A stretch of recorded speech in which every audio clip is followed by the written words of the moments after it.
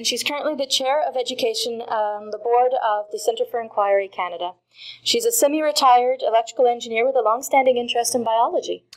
So, first I'll take a minute to disambiguate the various poxes. The word pox comes from the Old Germanic pock, which means pit or pustule.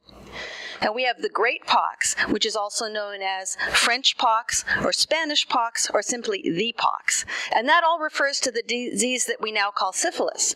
Syphilis was thought to have been brought from the Americas to Europe in the 1500s, part of what they call the Columbian Exchange. It wasn't just goods that went across the ocean, but lots of germs as well. The Columbian Exchange also brought smallpox to the Americas, and more about that later.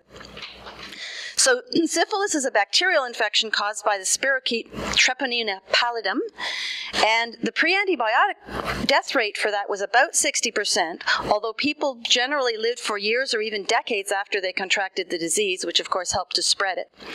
And now with current medical treatment, the death rate has fallen to near zero for people who have access to antibiotics. Now we get to smallpox.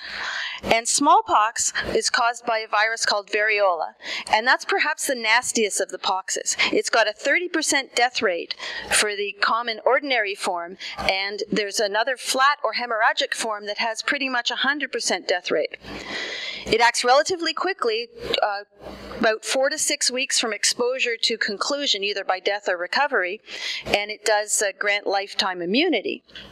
It's known in Europe and Asia for thousands of years, had not been seen in the Americas until the arrival of Columbus, and when smallpox did arrive in the Americas, it devastated many of the First Nations native communities, spreading among people who had absolutely no natural immunity, and not to mention the fact that people were using it for biological warfare. You may have heard about sieges where people threw blankets that were contaminated by smallpox out of the fort for people to pick up and contract the disease. So in case you think germ warfare is a new thing, it has hundreds of years of horrid history. There's no treatment or cure for smallpox once it's contracted, but the vaccine is very effective in preventing the disease. And originally, smallpox vaccines were done by taking a little piece of a smallpox pustule and giving them to a person that was healthy, the idea being that you perhaps wouldn't get a full-blown form of the disease, and the immunity conferred was great, but the risk of actually getting the disease instead of just becoming immune was also great. So the first safe smallpox vaccine was developed in the late 1700s by Edward Jenner, who was a doctor and surgeon, and he noticed that milkmaids who contracted the related cowpox called vaccinia appeared to develop a lifetime immunity to smallpox. And that's how we get our word vaccine, in case you were ever wondering what vaccines have to do with cows, as in the cognate vache in French.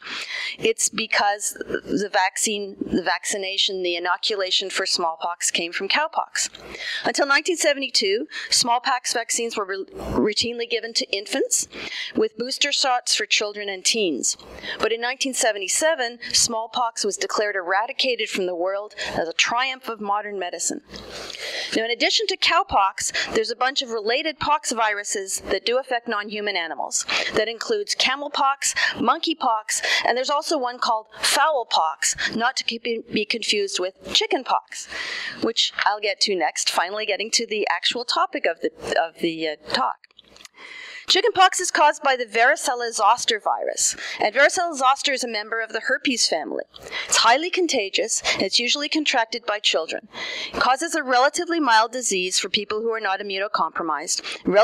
Recovery is quick, although there can be permanent scarring. But like many other herpes viruses, the organism is never completely eliminated from the body. It's held at bay by the body's immune system, but it goes dormant, taking up residence in your nerve tissues. And sooner or later, roughly 1/3 of people who have had chickenpox will experience a reawakening of the virus known as shingles. And that usually manifests itself as a painful rash on the torso, causes a lot of discomfort. Generally, it resolves itself within a few weeks, although some people have long-lasting nerve damage and pain, and in some cases when it's involving facial nerves instead of nerves in the torso, it can cause permanent loss of hearing or vision. Now, in 1995, the chickenpox vaccine was introduced in the U.S., and in 2000, it was added to the standard immunization schedule in Canada. So now that I've set the stage, here's the question. Is there any evidence that the 39% increase in the incidence of shingles in the U.S. from 1995 to 2013, similar numbers in Canada, is there any evidence that this can be linked to the introduction of the chickenpox vaccine? There's certainly a plausible mechanism.